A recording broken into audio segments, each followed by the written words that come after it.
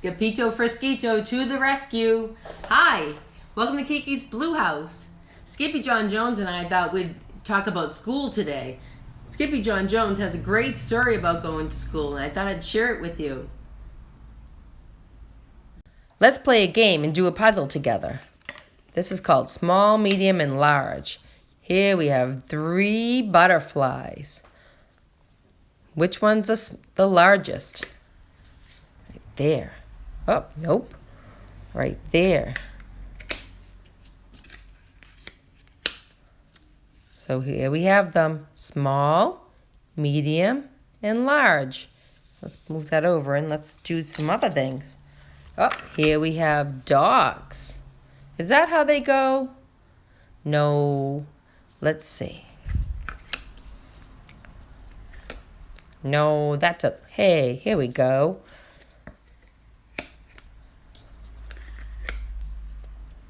Small, medium, large. Let's do another one. Flowers. Let's see, this is the biggest, so this goes on top. So large, medium, and small. There you go. We'll do one more. The planes. Now this one. Which one's bigger? That one. One more. Small, medium, large. Cool. Let's read Skippyjon's story together, shall we?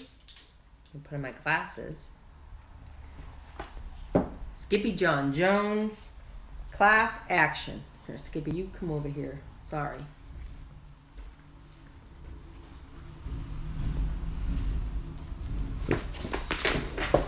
There's Skippyjon and his sisters. And look, he's playing with the school bus. Let's see what happens. Skippyjon Jones was dying to go to school. But nobody, not even his mama, was going to stop him. But she did by the scruff of his neck. Schools are for the dogs, stated Mama Junebug Jones emphatically. They're unruly and drooly, she added dramatically.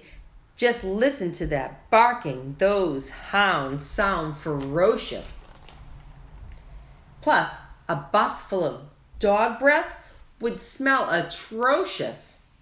Good golly, Pop Lolly, it's such a no-brainer. If there is a good dog, it's because of its trainer. His mama gently nudged her nugget into his closet. Then she added, "You're Skippyjon Jones, a smart Siamese cat. Take a look in the mirror if you don't believe that." "He looks in the mirror every day," said his sisters, Jezebel, Jillyboo, and Jujubee. "But all he sees are chihuahuas." "Arf, arf," barked Jujubee. After his family left him to think, the chihuahua did exactly what his mama suggested. But not before he bounded around his room with some books. "Oh, I'm Skippyjon Jones and I don't get the fuss. It's not like a pigeon is driving the bus." Then he climbed up his sister's kitty condo ladder for a peekaboo in the mirror. "Holy Julio," squealed the kitty boy. "How many chihuahuas am I?" he wondered out loud. Then he took a deep breath, and using his very best Spanish accent, he answered, "As many as your head can handle, hombre." And, quicker than you can say, "The Cat in the Hat never did that," the kitty boy tossed his mask and his cape and a bright yellow banana into his mochila. Then, as he buttoned up his red plaid shirt, he began to sing in a muy soft voice. "Oh, my name is Skippyjon Frisquito, and I'm off to school for burritos. Cause I've got a good hunch that I'm gonna have lunch with a grand old bunch of puchitos." "Oh, Skippyjon, Just across the hall, Mama Junebug Jones and the girls were doing a little homework of their own. "Listen here, messy missus," said Mama. "How are you supposed to clean your kitty condo without your ladder?" "Skippyjon has it," said the sisters. "What for?" asked Mama. "So he can see the Chihuahua in the mirror." The Chihuahua, however, was already in his closet, boarding a bus for school. Uh-oh. But the kitty boy wasn't the only Chihuahua on board. His old amigos, those chimichangos, were going to school too. "Thank dog, you made it, dude," exclaimed Don Diego, the biggest of the small ones. "Si, Skippyjo," panted Poquito Tito, the smallest of the small ones. "We need your help con el bolito." "Without a doubtito," declared Skippyjon. "But why do you need my help with the bully?" "Because he is a perro mezquino," declared Don Diego, "who barinas around la escuela in a tazilita."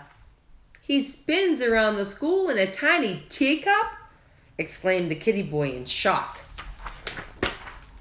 "See, dude," added Don Diego, "he growls and howls and wears a suerte de lana tambien." "Not a wool sweater," said Skippito. "Uh-huh," answered Poquito Tito, trembling. "He is a woolly bully."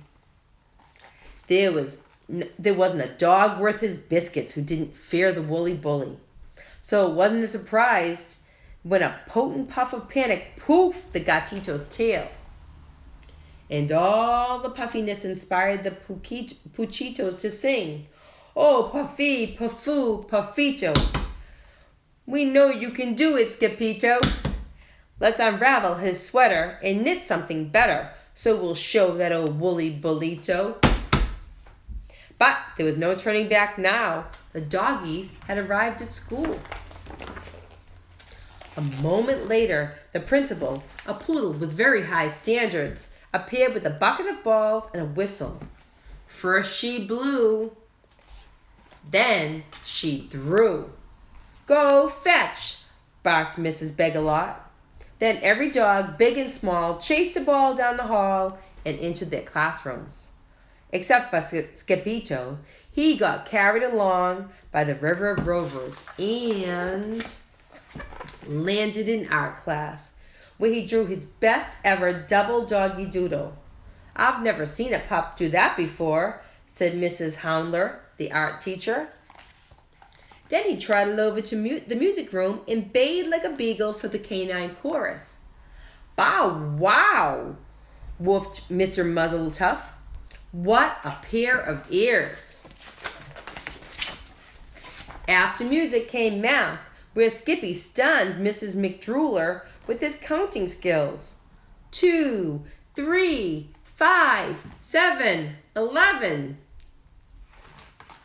At the bell, the amigos followed their noses into the library. Not even a bowl of frijoles smelled as delicious as the scent of books waiting to be read. "I lick libros," declared El Capito Fresquito, the great readerito.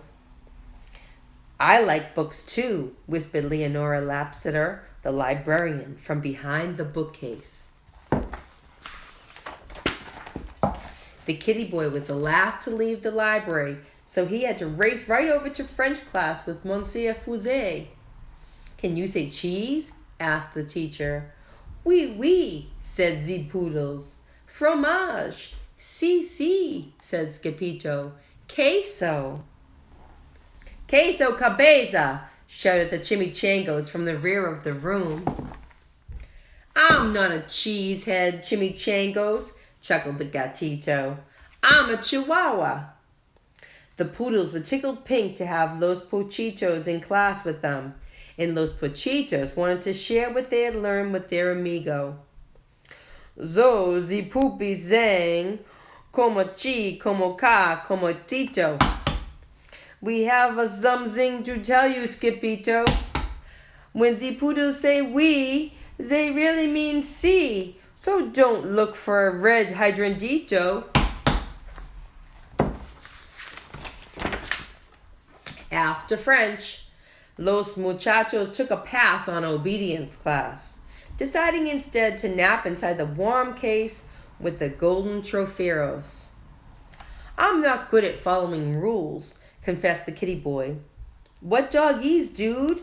Quipped Don Diego. But just then, the gatito heard a gut-gurgling growl that shook the entire escuela, perhaps the whole planeto. Holy heartburn, hollered Skippyjo. Was that my tummy? No, that is the bellow of the woolly bolito, said Poquito Tito with the shiverito. The gruesome grumble grew louder, and along with it came the rattle and plink of the terrible Tazalita. It was spinning wildly right under his nose, circling like a polka-dotted shark. Andale, declared Don Diego. Get out your duds, dude. But Skippyjo was too frozen with fear to unpack his mochila. So his amigos did it for him, helping to change their chico into El Skippyjo Fresquito, complete with mask, cape, and banana. Why the plantano, dude? Asked Pintolito. There's my snackito, replied the gatito. Will you share it with me and Tito? Yes, indeedo, agreed Skippyjo. Then, woof chakalaka. Every doggy leaped out of the case and latched onto the turbocharged Taza. This caused the cup to spin wildly out of control, some of the chicos just hanging on by a tail. Estoy mareado, cried Skippyjo. You're not dizzy, dude. You're green, yipped the doggies.